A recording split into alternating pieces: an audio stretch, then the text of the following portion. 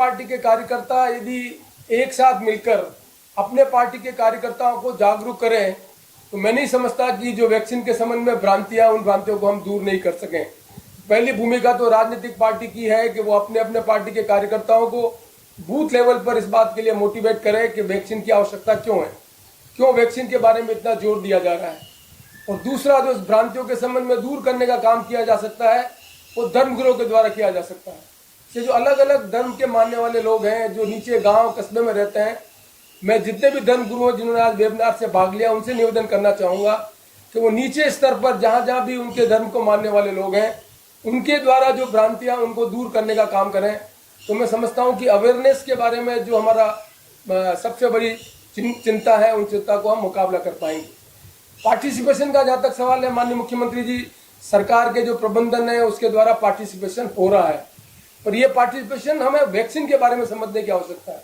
और वैक्सीन के बारे में समझने के लिए जो कुछ भी महामारी हुई है जिसमें आपने प्रबंधन किया है, दुनिया और देश के वैज्ञानिक कह रहे हैं, उसको समझने की आवश्यकता है कि सब एक बात कह रहे हैं, इस महामारी का मुकाबला हम कर सकते हैं वैक्सीन के द्वारा।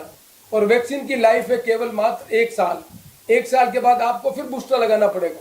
और जब तक पूरे प्रदेश में या किसी देश में 70% पॉपुलेशन वैक्सीनेट नहीं होगी तब तक हर्ड इम्यूनिटी के बारे में समझ रहे हैं, वो काम नहीं कर पाएंगे। इसलिए वैक्सीन की उपलब्धता आपके और हमारे हाथ में नहीं है, वैक्सीन की उपलब्धता भारत सरकार के पास है। भारत सरकार कितने वैक्सीन आपको उपलब्ध कराएगी उसके अनुसार आप नीचे लेवल पर अपनी रणनीति बनाएंगे, तब जाकर हम अब इस रणनीति को सफल हो सकेंगे। जो आंकड़ा बताया गया वो मैं सुन रहा था माननीय सचिव महोदय का कि भारत सरकार ने हमें 20 लाख डोज उपलब्ध कराए। हमारी कैपेसिटी इतनी ज्यादा है, यदि 20 लाख डोज हमें उपलब्ध कराए हैं, ये डोज इसी तरह से उपलब्ध कराए गए, तो मैं नहीं समझता कि जो अभी वैज्ञानिक कह रहे हैं कि अगले 6 सप्ताह और 8 सप्ताह के बाद तीसरी वेव आ जाएगी, उसका आप मुकाबला कर पाएंगे। इसलिए मेरा आपसे अनुरोध है, अनुरोध निवेदन है कि जैसा जो हम समझ पा रहे हैं, पढ़ पा रहे हैं, इस बीमारी का एक ही इलाज है और वो इलाज है मास्क लगाना, हाथ धोना और सोशल डिस्टेंस में मेंटेन करना। इसलिए सबसे बड़ी आवश्यकता इस बात की है इस अवेयरनेस प्रोग्राम को नीचे लेवल तक हम कैसे पहुंचाएं। आपने स्वयं ने निरोगी राजस्थान की कल्पना की थी। मैं आपसे निवेदन करना चाहता हूं कि जैसा वार्ड लेवल पर हमारे वार्ड पंच हैं, पंचायत में हमारा जो अधिकारी है, सरपंच है, उनके साथ में हम एक वर्कर जो हमारा हेल्थ वर्कर है, उसको मैं हेल्थ प्रेरक कह सकता हूं, मैं जो स्वास्थ्य प्रेरक है उसको आप चयन करें और उस स्वास्थ्य प्रेरक को आप ट्रेनिंग दें कि किस तरह से हम इस समस्या का निदान कर सकते हैं। क्योंकि आप देखेंगे कि पहली बार जब महामारी आई थी तब हमने ये सोचा था कि जो शहर से जो लोग गांव में आ रहे हैं वो बीमारी फैलाएंगे, और हमने बड़े पैमाने पर क्वारंटाइन किया उनको, और गांव के लोगों ने बहुत बड़े तादाद में इसमें मदद की। और जो आदमी शहर से गांव में है उसको गांव में नहीं जाने दिया जब तक कि वो क्वारंटाइन नहीं हुआ। इतनी बड़ी अवेकनिंग लोगों में थी। लेकिन आपने देखा होगा कि गांव में जो आदमी चला गया उसमें कोरोना का इम्पैक्ट नहीं हुआ। कोरोना का फर्स्ट इम्पैक्ट जो हुआ कोरोना का, वो शहर में लोगों के लिए हुआ। उन शहर में उन जगह पर हुआ जहां पर गंदगी की संभावना ज्यादा थी, या जहां एक परिवार में एक ही लेट्रिन थी, जहां स्वच्छता की नहीं थी। सबसे ज्यादा पहला जो इम्पैक्ट हुआ है वो उन शहर में लोगों को हुआ है जिनके यहाँ स्वच्छता और इस तरह का वातावरण नहीं था। इसलिए हम देखेंगे कि जब सेकेंड हमारी व्यवस्था आई तब पहली महामारी में हमने बड़े पैमाने पर वेंटिलेटर की व्यवस्था करने का काम किया और उतने वेंटिलेटर की आवश्यकता नहीं पड़ी। और हमने हमारा जो राज्य सरकार कोरोना की थर्ड वेव से निपटने के लिए पूरी तरह से तैयार है, ये कहना है चिकित्सा मंत्री रघु शर्मा का। न्यूज 18 से खास बातचीत में रघु शर्मा ने थर्ड वेव को लेकर सरकार की तैयारियों पर बात की। कि ये महामारी का जो पीक पीरियड था वो केवल मात्र 1 फोर्टनाइट था। 1 फोर्टनाइट के अंदर यदि कोई पेशेंट 2 दिन तक बुखार के कारण अपने घर में रह गया और उसका ऑक्सीजन लेवल कम हो गया, और ऑक्सीजन लेवल कम होने से हॉस्पिटल में आने के समय में यदि उसमें ऑक्सीजन उपलब्ध नहीं था, तो 15 दिन के अंदर जितनी कैजुअलिटी हुई है उतनी कैजुअलिटी फर्स्ट महामारी 6 से 8 सप्ताह की समय दिया गया है कि इस दौरान थर्ड वेव आ सकती है। राजस्थान किस लिहाज से किस तरह से तैयारियां कर रहा है? गुलेरिया साहब ने ये भी कहा है कि अगर कोविड एप्रोप्रिएट बिहेवियर की पालना आप सुनिश्चित करेंगे तो हो सकता है थर्ड वेव से बच भी सकते हो, जिसमें आपको मास्क लगाना है, बार बार हाथों को सैनिटाइज करना है, अनावश्यक रूप से घर से बाहर नहीं निकलना है, भीड़ में एकत्रित नहीं होना है, 2 गज की दूरी बना के इन जो कोविड एप्रोप्रिएट बिहेवियर की जो शर्तें हैं, इनकी पालना जो राज्य करेगा, वहां तीसरी लहर का प्रकोप नहीं आएगा। ये सारे विशेषज्ञ चिकित्सक कह रहे हैं। तीसरी वेव की तैयारी की सवाल है। राजस्थान में जो दूसरी लहर थी, उसमें हमने जिन कठिनाइयों को महसूस किया, उससे जो सीखा, वो करेक्टिव मेजर्स अब हम ले रहे हैं। जैसे सबसे बड़े किल्लत हमको ऑक्सीजन की हुई, हमारे भर्ती मरीजों के अनुपात में ऑक्सीजन थी नहीं हमारे पास, और किस ढंग की मारामारी रही ऑक्सीजन को लेके, ये तो ईश्वर की मेहरबानी रही, हमारे लोगों की मैनेजमेंट का कमाल रहा, और मुख्यमंत्री जी की मॉनिटरिंग रही कि आज राजस्थान में कोई हादसा नहीं हुआ। क्योंकि बच्चों का मामला है, बच्चों को लेकर खतरा बताया जा रहा है, तो ऐसे में प्रदेश के तमाम जो चिकित्सक हैं और जो पैरामेडिकल स्टाफ हैं, उनको भी प्रशिक्षण बच्चों के इलाज को लेकर दिया जा रहा है। इस प्रकार के निर्देश जो हैं वो तमाम जिलों में दिए गए हैं। वो सारा काम तो देखो, जो जब संभावनाएं ये व्यक्त की जा रही है विशेषज्ञों के द्वारा कि ये ज्यादा बच्चों को संक्रमित करेगा, तो निश्चित रूप से इस काम को तो हमारा विभाग कर ही रहा है। बाकी इंफ्रास्ट्रक्चर भी डेवलप कर रहे हैं, हर तरीके से हम तैयार हैं। कोई भी मुसीबत आएगी, ये जो ग्रामीण क्षेत्रों में सुदृढ़ की जा रही है कम्युनिटी हेल्थ सेंटर्स को, उसका रीजन भी यही है कि वहां के बच्चों का वहीं इलाज हो जाए, जिला अस्पताल पे प्रेशर नहीं पड़े।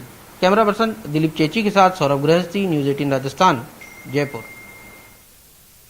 सांबर साल्ट लिमिटेड नमक उत्पादों के लॉन्चिंग कार्यक्रम का वर्चुअल आयोजन किया गया, जिसमें राज्यपाल कलराज मिश्र ने हिस्सा लिया। कार्यक्रम में केंद्रीय मंत्री अर्जुन राम मेघवाल और प्रदेश विधानसभा मुख्य सचेतक महेश जोशी ने शिरकत की। इस दौरान राज्यपाल कलराज मिश्र ने अपने संबोधन में नमक से जुड़े उत्पाद की लॉन्चिंग पर बधाई दी। उन्होंने कहा कि नमक का नया उत्पाद औषधि के तौर पर काम करेगा। साथ ही राज्यपाल ने कहा कि सांबर झील के नमक का विश्व स्तर पर प्रचार होना चाहिए। तो वहीं केंद्रीय मंत्री अर्जुन राम मेघवाल ने सांबर झील में विदेशी पक्षियों के संरक्षण का मुद्दा भी उठाया।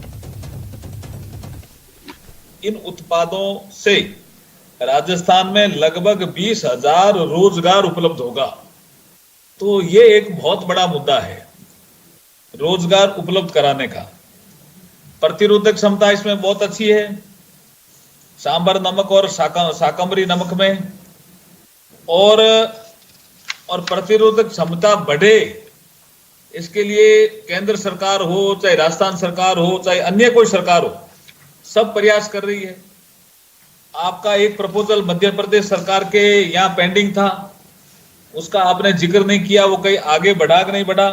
अगर उसमें फिर कोई कमी रह गई है तो किसी मंत्री से कोई बात करनी है।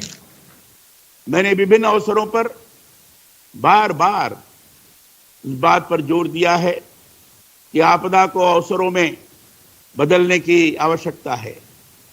यह सुखद है कि इस चुनौती के दौर में भी हिंदुस्तान साल्ट लिमिटेड ने नमक के विशिष्ट उत्पाद बाजार में उतारने की पहल की है। इसके लिए मैं इन उत्पादों से जुड़े सभी लोगों को बधाई और शुभकामनाएं देता हूं। चित्तौड़गढ़ जिले के सादड़ी नगर पालिका के चेयरमैन निर्मल पेतलिया की भ्रष्टाचार के आरोप में अभी तक गिरफ्तारी नहीं हो पाई। भाजपा पालिका अध्यक्ष की गिरफ्तारी की मांग करते हुए कांग्रेस पर निशाना साध रही है। आपको बता दें कि सादड़ी नगर पालिका के चेयरमैन के साले कुश शर्मा को भ्रष्टाचार निरोधक ब्यूरो उदयपुर ने 25 मई को 2 लाख रुपए की रिश्वत लेते हुए रंगे हाथों गिरफ्तार किया था, जिसके बाद पालिका अध्यक्ष निर्मल फरार हो गया। वहीं पालिका अध्यक्ष के क्षेत्र में न होने से विकास कार्यों पर असर पड़ रहा है, जिससे नाराज कांग्रेस समर्थित पार्षदों ने नगरीय विकास मंत्री शांति धारीवाल को पत्र भी भेजा, नए चेयरमैन की मांग की, जिसमें अभी तक कोई कार्रवाई नहीं हुई है। हमारे माननीय एक्स एमएलए भगत जी चौधरी नेतृत्व में हमने चुनाव लड़ा था और 15 साल बाद कांग्रेस का अच्छा बोर्ड बना था और कुशल रूप से कार्य कर रहे थे निर्मल जी विद्या। भ्रष्टाचार निरोधक ब्यूरो की कार्रवाई के बाद अध्यक्ष विहीन चल रही बड़ी सादड़ी नगर पालिका में अब कांग्रेस के लोग ही इस मामले में अध्यक्ष की नियुक्ति या मनोनयन को लेकर सवाल खड़े करने लगे हैं। इससे पूर्व बड़ी सादड़ी विधायक ललित ओसवाल ने पूरे मामले में कार्रवाई की मांग को लेकर जिला कलेक्टर को ज्ञापन सौंपा था, लेकिन अब पार्टी में ही विरोध के स्वर उत्पन्न होने लगे हैं। लगातार पार्षद और उपाध्यक्ष इस बात की मांग कर रहे हैं कि विकास कार्य प्रभावित हो रहे हैं और ऐसे में विकास कार्यों को सुचारू करने के लिए अध्यक्ष का मनोनयन किया जाना जरूरी है, लेकिन इस मामले में सरकार कोई कार्रवाई नहीं कर रही है। बड़ी बात यह है कि इस पूरे मामले में 11 कांग्रेसी पार्षदों ने सरकार को पत्र लिखकर अध्यक्ष की मनोनयन की मांग भी की है, लेकिन इसके बावजूद कोई कार्रवाई नहीं हो रही है। ऐसे में प्रभावित हो रहे विकास कार्यों को सुचारू करने के लिए कहीं न कहीं अब अध्यक्ष की मनोनयन की मांग उठाई जाने लगी है, जो पार्टी में चल रहे राजनीतिक द्वंद्व का भी प्रतीक बनी है। सुभाष बैरागी, न्यूज 18 राजस्थान के लिए चित्तौड़गढ़ से। दौसा में कड़ी मशक्कत के बाद नशे के सौदागरों को पुलिस ने गिरफ्तार किया है। दौसा कोतवाली को यह खबर मिली थी कि 2 युवक शहर में स्मैक बेचने आए हैं। फिर क्या था, पुलिस की स्पेशल टीम ने अपना जाल बिछाया और जयपुर से आए आसिफ और रिजवान को स्मैक बेचते रंगे हाथों गिरफ्तार कर लिया। दोनों से 18 ग्राम स्मैक भी जब्त की गई। इस दौरान दोनों ने पुलिस के साथ धक्का मुक्की की और भागने की कोशिश की। करीब 20 मिनट तक पुलिस कांस्टेबल नागपाल और हेमराज दोनों स्मैकर से भिड़ते रहे, गुत्थम गुत्थी हुए, लेकिन आखिरकार दोनों जवानों ने स्मैकर को कंट्रोल किया और गाड़ी में डालकर थाने ले गए।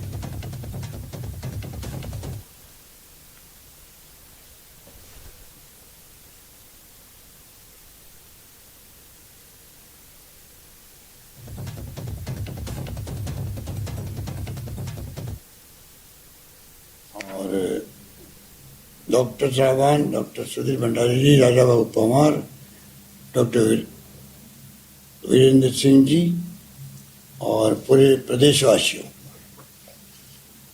मुझे इस बात का गर्व है कि प्रदेशवासियों पे, आप सब पे जो भाषा आपने आज अपने कमेंट के दौरान बात जो काम ली है, जो सहयोग प्रदान करने का विश्वास दिलाया है, और जो हम सबके प्रयास से, ये कोई एक व्यक्ति का प्रयास नहीं था, मैं तो एक निमित्त मात्र हूँ और हम लोग सरकार में है, मैं हूँ, स्वास्थ्य मंत्री जी या कोई भी है, परंतु जब तक सबका सहयोग नहीं मिलता, पहले वेव के वक्त से ही जब तमाम लोगों को जोड़ा गया, तमाम राजनीतिक पार्टियों को, धर्मगुरुओं को, एक्टिविस्ट को, एनजीओ को, रिटायर्ड डॉक्टरों को, शरीर डॉक्टरों को, और एक ऐसा माहौल बन गया पूरे प्रदेश के अंदर कि उस वक्त भय ज़्यादा था पहले वेव के वक्त में कि पता नहीं कितनी क्या क्या हो जाएगा इस वेव के अंदर, पर कैजुअलिटी कम हुई।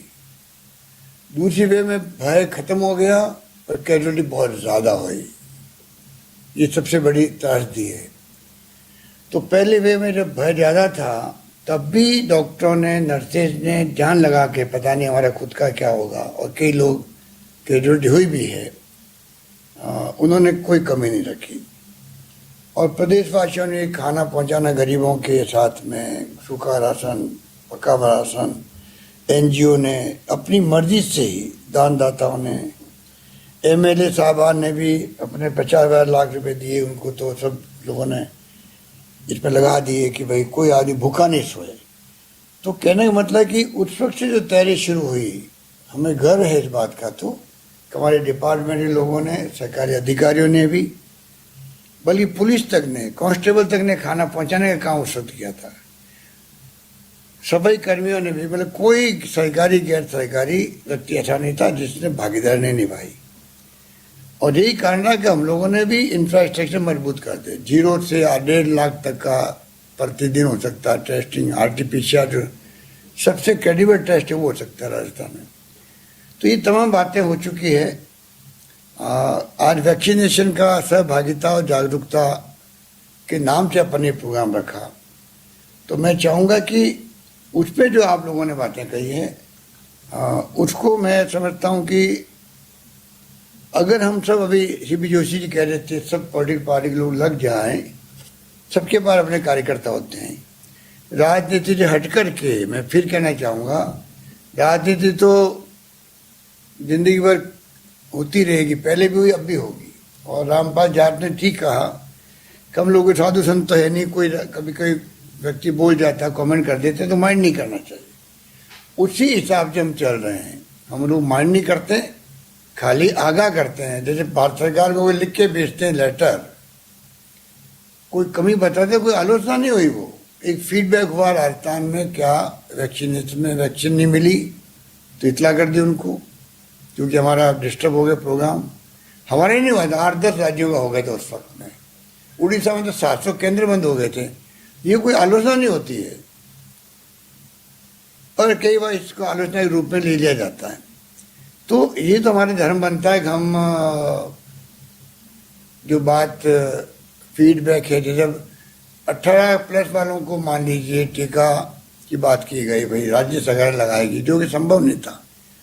तो हमारा फर्ज था कि हम उसकी लड़ाई लड़े हैं। तो ये कोई आलोचना नहीं हुई, कमी जो थी उसको बताने का प्रयास किया गया। सुप्रीम कोर्ट तक जाना पड़ा हम लोगों को। ये तो हमारा देश के कानून कहते हैं, उसके अंतर्गत हम लोग सुप्रीम कोर्ट तक भी गए और दबाव भी बनाया सरकार पर। प्रधानमंत्री को खुद को मैंने रिक्वेस्ट करी वीडियो कॉन्फ्रेंसिंग के अंदर, और मैंने यहाँ तक कहा कि मेरे पहले जो मेरे पूर्व साथी बोले मुख्यमंत्री, मुझे पता नहीं लग रहा है, पता नहीं ये क्यों नहीं बोले हैं। और मैं आपको कहना चाहूँगा कि ये आप जो 18+ लोगों का वैक्सीन खरीद के लगवाने की बात कर रहे राज्यों को, ये गलत है। आपको इसमें खुद को आगे आना चाहिए। तो ये तो पूरा हिंदुस्तान के तमाम चीफ मिनिस्टर सुन रहे थे, तो ये कोई आलोचना नहीं हुई, उनको खुद को हमने कहा। तो मैं एग्जाम्पल देता हूँ कि ये ऐसे वक्त में जो कमी होती है बतानी चाहिए, नहीं बताएंगे तो उनको पता कैसे पड़ेगा देश क्या सोच रहा है। और मैं समझता हूँ कि उसमें कई राज्यों ने अच्छी भूमिका निभाई। अल्टीमेटली ये काम भी होगा, आज फ्री वैक्सीनेशन सबका होगा। अभी तो जो 2 से 12 साल के 18 साल के बच्चे हैं, ये तो 18 साल प्लस की बात हुई है। निःशुल्क वैक्सीनेशन देश में होगा, ये घोषणा प्रधानमंत्री जी ने करी है और संदेश में। इसका मतलब है कि जो 3rd ट्रायल चल रही है 2 साल से लगा के 18-17 साल तक के बच्चों के लिए भी, वो ट्रायल भी हम सुनते हैं महीना भर में शायद पूरी हो जाएगी। अगर वो पूरी हो जाएगी तो आप सब यहाँ बैठे हुए लोग सुन रहे हैं या पूरा प्रदेश सुन रहा होगा, उनको मैं कहना चाहूँगा हमारी तैयारी वास्तव में रहनी चाहिए। हम अभी हमारा, मैंने पहले भी कहा, सिर्फ और सिर्फ हमारा धर्म है इंसानियत। कौन किस विचारधारा का रखती है, कौन किस धर्म को मानता है, जाति को मानता है, वर्ग का है, कोई मतलब नहीं है। हमारे सामने इंसान है। अब तो जानवरों तक पहुंच गया ये कोरोना पहुंच गया, पानी में पहुंच गया है, कई झीलों में पहुंच गया है, कई राज्यों के अंदर पानी के झील में पहुंच गया। और ये खतरनाक जो डेल्टा आया है, आपने खुद ने देख लिया इसका रूप। पिछली बार जो संक्रमित हुए थे लोग, वो दूसरा कोरोना कोविड-19 था, और जैसे डेल्टा आया किसी को नहीं मालूम पड़ा कि डेल्टा है। ये तो अब जाके WHO ने इसका नाम डेल्टा रखा है, जो B16172 जो कोड में इसको दिया गया। अब ये जो आया, ये तो इतना खतरनाक था कि इतना जल्दी तो फैला ये लोगों के अंदर, इतना जल्दी इफेक्ट किया लंग्स को, इतना जल्दी मृत्यु दर बढ़ा दी और कई रोग पैदा कर दिए। उसमें ब्लैक फंगस भी है। 400 500 तक चली गई शुगर, जिनकी शुगर नहीं थी उनको ही चली गई। रेमडेसिविर अगर इंजेक्शन नहीं थी उस वक्त में जो आपने देखा, तो लोगों ने स्टेरॉइड लेना काम शुरू कर दिया। ये स्टेरॉइड का प्रभाव है इसके ऊपर, जो ये आपका ब्लैक फंगस पैदा हुआ। इस रूप में ये बहुत भयंकर तरीके से कंट्री में हालात बने हैं, जो आज भी चिंता बनी हुई, क्योंकि अभी भी इसका रूप क्या होगा आगे, ये दुनिया के किसी डॉक्टर को नहीं मालूम है। ना डॉक्टर को मालूम है, ना सरकार को मालूम है। सब अपने अपने अनुभव से सीख करके आगे बढ़ रही है। ये मैं नहीं कह रहा हूँ, जो डॉक्टर्स, चाहे वो गुलेरिया हो, एम्स के डायरेक्टर हो, चाहे डॉक्टर त्रियान हो, चाहे देवी सेठी हो, जो भी डॉक्टर बोलते, हमारे खुद के डॉक्टर हैं, भंडारी जी बैठे हैं, यादव बाबू बैठे हैं, ये सब एक ही बात कहेंगे साहब, सब अनुभव के कारण से आगे बढ़ रहे हैं, क्योंकि किसी को नहीं मालूम कि असली कोरोना का कौन सा इलाज हो सकता है। और ये अपना रूप बहुरूपिया की तरफ बदलता रहता है। अभी आया है डेल्टा, आया था, अभी 3 दिन पहले डेल्टा प्लस आ गया है, कि देशों में आ गया ये, और पता नहीं वो और तेज गति से फैल रहा है। 700 तरह के वेरिएंट मोटेंट हो चुके हैं इसके, 700 तरह के दुनिया के अंदर। तो ये जो स्थिति बनी, उसमें हम अपना धर्म ही निभा सकते हैं। क्या होगा, किसका क्या होगा, कितना हम लोग कामयाब होंगे, किसी को नहीं मालूम, पर जनता को विश्वास दिलाना सरकार का कर्तव्य है। सरकार उनके साथ खड़ी है। सारे हमने 3rd वेव तक के इंतजाम कर दिए। अभी वक्त नहीं कि हम बताएं आपको, रघु समझ बता चुके हैं कि तमाम इवन जीन सीक्वेंसी होती है, उसके भी प्रारंभ हो गया राजस्थान के अंदर। हमें गर्व होना चाहिए कि जो देश में 10 जगह होता है जिससे कि मालूम पड़ता है कि वेरिएंट कब चेंज हुआ, किस तरह का है, उसका काम भी राजस्थान में एसएमएस में होने लग गया है। और 3 दिन से हो रहा है तो मालूम पड़ रहा है कि हमारे यहाँ 100% ये आपका डेल्टा ही है यहाँ पर राजस्थान के अंदर फैला हुआ। तो मेरा कहने का तात्पर्य है कि मैंने बजट में पहली घोषणा कर दी थी, state institute of virology and infectious diseases, और मैं समझता हूँ कि आज हम लोग उस दिशा में आगे बढ़ रहे हैं और टॉप संस्था है ये पूना के बाद में, उस ढंगी संस्था का निर्माण राजस्थान में भी हुआ है और आगे जाके मजबूत होगा। राजस्थान के जो अप्रोच भी अच्छी रखी है, गांव में जो हम लोगों ने सर्वे करवाया गांव घर घर के अंदर, वो इतना अच्छा रहा, उसका अच्छा प्रभाव, अच्छा फीडबैक भी है कि उससे काफ़ी लोग बच गए। टाइमली उनको दवाएं पहले ही एडवांस मिल गई, पैकेट मिल गए दवाओं के। 16-17 लाख लोग आए थे, उसमें संक्रमित उनका संदेह था, जरूरी नहीं कि वो सब संक्रमित थे, उनको रेफर कर दिया गया अस्पताल के अंदर। इस प्रकार से तमाम काम ढंग से हो गए। तो इसलिए मैं कहना चाहूँगा अगर हम सब लोग, अभी राजनीति में हम लोग घर घर एक बोल रहे थे, मेरे ख्याल बेलाराम बोल रहे थे, हमारे आदिवासी नेता, मुझे गर्व है कि उन्होंने ये बात कही, बीपीटी के जो अध्यक्ष भी हैं, उन्होंने कहा कि जैसे हम चुनाव में घर घर जा सकते हैं, मालूम है कि कौन कौन हमारे वोटर्स हैं, उसी ढंग से अभी सब काम छोड़ के हमें वैक्सीन में कोई बचे नहीं, क्योंकि इसमें सवाल उसका खुद का नहीं होता। सवाल होता है अगर वो, मैं कहूँ मैं तो नहीं लगवाऊंगा वैक्सीन, तो मैं कौन होता हूँ कहने वाला नहीं लगवाऊंगा, मुझे लगवानी पड़ेगी। अगर मैं नहीं लगवाऊंगा तो मैं दूसरे लोगों को फैला दूंगा। मुझे क्या अधिकार है कि मैं दूसरे लोगों को फैलाऊं भयंकर रूप से। ये पूरी दुनिया के, विश्व के अंदर ये बात है। जब तक पूरा विश्व वैक्सीन से लगा के पूरा कंप्लीट नहीं कर लेगा, तब तक ये वेरिएंट कम ज़्यादा आते रहेंगे दुनिया के अंदर। इसलिए जो एक्सपर्ट है दुनिया के, वो कहते हैं जब तक पूरे विश्व के अंदर पूरी तरह से वैक्सीन नहीं लगेगा 87%, बाद में हर्ड इम्यूनिटी बन जाती है और ये वेरिएंट खत्म हो, तब जाके छुटकारा मिलेगा। 6 महीने लगे, साल में लगे, 2 साल लगे, किसी को नहीं मालूम है।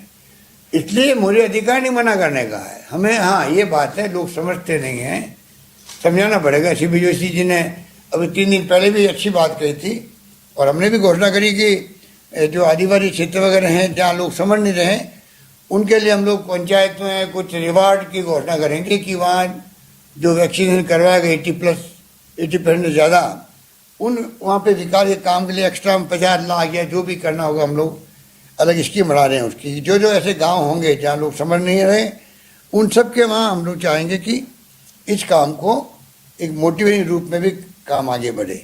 पर मैं निवेदन करना चाहूँगा, तमाम हमारे मेंबर पार्लियामेंट साहबान बैठे हैं, एमएलए बैठे हुए हैं, जनप्रतिनिधि पूरे राजस्थान के सुन रहे होंगे, पंचायत के भी, स्थानीय निकाय के भी, और धर्मगुरुओं का अपना एक अलग मैसेज होता है। उसकी मांग पे हम लोग विचार करेंगे आजकल में ही, कैसे वो धार्मिक स्थल खोलने लगे, जिससे कि जो उनकी धार्मिक भावना बताई उन्होंने श्रद्धालुओं की, उसके ऊपर हम लोग फैसला कर सकें। तमाम बातें जो आपने कही उसको हमने नोट भी किया है और मैं समझता हूँ उसके आधार पर ही हम लोग जल्दी फैसला करेंगे। और इसलिए मैंने कहा कि अभी तो बच्चों वाला और ट्रायल चल रही है 2 से 18 साल के बच्चों का, उसका हमें ख्याल रखना पड़ेगा। इस प्रकार से हम लोग आगे बढ़ना। पैकेज हमने बहुत शानदार दिया है और हमने मांग करी भारत सरकार से भी कि कुछ पैकेज में तत्काल सहायता मिले लोगों को, ये व्यवस्था अच्छी होनी चाहिए। इस काम को भी हम देख रहे हैं किस प्रकार से आगे बढ़ाएं। और मैं कोई लंबी बात नहीं कहता हुआ, क्योंकि मुझे लगता है कि बातें तो सुबह हम 3-4 घंटे से बैठे हुए हैं, मुझे लगता है कि अब हमें सबको काम करने का सकता है। और काम करने में हमें ये दिमाग में रखें कि हमें सोशल वर्कर बन के काम करना है थोड़े समय के, जब तक ये कोरोना है। आपस में बोलचाल भी सबसे आपस में करनी है, एक दूसरे को सहयोग करना है, एक ऐसा माहौल बनाए। राजस्थान देश में एक नज़ीर पेश करे राजस्थान के अंदर, जो हमारी सभ्यता है राजस्थान की, हमें उस पर गर्व है। हमारे संस्कार, हमारी परंपराएं, आपस में मेल जोल, भाईचारा, सद्भावना, उसी रूप को आगे प्रस्तुत करते हुए सभी धर्म, कभी जाति, सभी विचारधारा के लोग मिलके ये बचाने का सवाल इंसान को, वो बचेगा तो राजनीति करेंगे हम लोग। ये धर्म कहता है हमारा, और धर्म क्या कहता है, हम लोग राजनीति में आए तो सेवा करने के लिए आए हैं, और सेवा की जरूरत आम इंसान को है। तो हमारा फर्ज बनता है कि हम तमाम बातें भूल करके अभी सोशल वर्कर बन जाएं, इस काम में लग जाएं, और छोटी मोटी आलोचना होती रहेगी, उसको हम लोग भी ज़्यादा उनको माइंड नहीं लेते हैं। पर मैं समझता हूँ कि और आलोचना होनी भी चाहिए। जो कमी लगे किसी को, चाहे विपक्ष का नेता हो, चाहे हमारे एक्टिविस्ट हो, चाहे सोशल वर्कर हो, चाहे एनजीओ हो, और चाहे आम व्यक्ति हो, अगर वो हमारा ध्यान आकर्षित करता है ये कमी बेसी है तो उसमें नुकसान क्या है, उसका हम फीडबैक लेके क्यों नहीं हम उसको सुधार कर लें। हाँ, तथ्य गलत नहीं होने चाहिए। जैसे कि भास्कर ने एक ऐसा माहौल बना दिया लगातार कैंपेन करके, जैसे कि मतलब वैक्सीन को फेंका जा रहा कचरे के अंदर। वो पीला बैग बताया था भास्कर ने अपने फोटो के अंदर अखबार में, वही तो पीला बैग है जो भारत सरकार कह रही है इस पीले बैग में डालो आप, और तो गाड़ो आप जमीन के गाड़ो। और वही काम वो बेचारे कर रहे थे, नर्सिंग स्टाफ वाले लोग। पर आप बताओ, नर्सिंग फैसिलिटी जो खुद संक्रमित होने के बावजूद भी काम कर रही है, डर रही है भाई मेरे खुद की परिवार का क्या होगा, उसने 1.5 साल हो गया काम कर रहे हैं वो लोग जान पे खेल पे। उनका आप डिमोलिश करो लाखों लोगों को कि आप ये जो फेंक रहे हो। अरे आपके लिखने वाले पत्रकार और आप लोग जो बैठे हैं वहाँ पर, आपको चाहे भले वो हेडलाइन मिल जाए, हमने एक एक्सक्लूसिव न्यूज दे दी है, हमने अन्य अखबारों को छोड़ के हमारी एक्सक्लूसिव आइटम है। वो एक्सक्लूसिव आइटम अगर किसी का मॉल तोड़ता है तो काय का एक्सक्लूसिव आइटम हुआ? ये आपका धर्म है क्या आपका? ये किस प्रकार से आपने बिहेव किया? हमारे यहाँ कोई कायदा नहीं है, फिर भी हमने 3 कमेटी बनाई तो भाई कोई मरने वाले आंकड़े छिपाए नहीं, कि कन्फ्यूजन है। कोई व्यक्ति मर गया है तो नहीं लिखा गया उसका, फिर ये उसको वैक्सीन संक्रमित हुआ नहीं था, और संक्रमित होकर बेचारा घर पे मर गया, पता ही नहीं पड़ा। कई प्रॉब्लम होती है सरकार के सामने। अभी सरकार का सहयोग पूरी मीडिया को करना चाहिए। ईमानदारी इसके अंदर है कि खाली आलोचना करके हम डिमोनलाइज करें, उसकी बजाय मीडिया को भी चाहिए वो अपने धर्म समझ करके मीडिया भी पॉलिटिकल पार्टी के साथ आए, कमी बेची बताएं, कोई दिक्कत नहीं, हम तो स्वागत करेंगे उनका भी, चाहे वो भास्कर के लोग हों चाहे कोई हो। और जिस प्रकार से सरकार को बदनाम करने के लिए जो पूरे देश के अंदर ऐसा माहौल बन गया कि राजस्थान में फिर हमारे स्वास्थ्य मंत्री भारत सरकार की बोलने की हिम्मत हो गई, मीडिया में दे रहे हैं, वो पत्र लिख रहे हैं 11.5 लाख वैक्सीन वहाँ पे तो खराब कर दिए गए। बताइए, केंद्रीय स्वास्थ्य मंत्री, उनको सोच समझ के बात करनी। टेलीफोन बात कर लेते, रघु शर्मा की अच्छी दोस्ती है, बराबर उनसे बात करते रहते हैं, बातें कर लेते, पूछ लेते वो, और उनको बदनाम पूरे हिंदुस्तान में हो गए हम लोग। जो हम लोग टॉप पे थे वैक्सीनेशन में हिंदुस्तान में, खाली कोरोना मैनेजमेंट में नहीं, वैक्सीनेशन में भी। अभी आपको सिद्धार्थ महाजन ने बताया था, हम टॉप पे रहे हैं। 50 लाख की वैक्सीन हुई तब तो हम नंबर 1 थे। 1 करोड़ वैक्सीन में हम लोग एक दिन में बराबर आ गए, महाराष्ट्र के बराबर आ गए। इतने अच्छे ढंग से वैक्सीन करी, वैक्सीनेशन किया। उस स्टेट को बदनाम करने के लिए अगर कोई ये कहे हेल्थ मिनिस्टर भारत सरकार का, तो वाजिब है कि हम उसको डिस्प्ले कन्वे करें। और स्वास्थ्य मंत्री ने लिखा लेटर उनको वापस, वो अच्छा नहीं किया। 11.5 लाख वैक्सीन, और आंकड़े बता रहे हमारे यहाँ के, बाकी राज्यों में बता रही परसेंटेज बता रहे हैं। ये कहाँ की पॉलिटिक्स हुई भाई? तो ये जो भास्कर ने और ये भारत सरकार के स्वास्थ्य मंत्री जी ने जो जिस प्रकार से माहौल बनाया, हमें बहुत दुख है कि राजस्थान का एक व्यक्ति लगा हुआ है जो निर्देश भारत सरकार के थे। प्रधानमंत्री ने वीसी कई करी हमारे साथ में, हमने इन टोटो माना है। राजस्थान वो राज्य है जिसने भारत सरकार के गृह मंत्रालय के, पीएमओ के, प्रधानमंत्री वीसी के जो निर्देश थे रिलीजियसली हमारे अधिकारियों ने उनको फॉलो किया।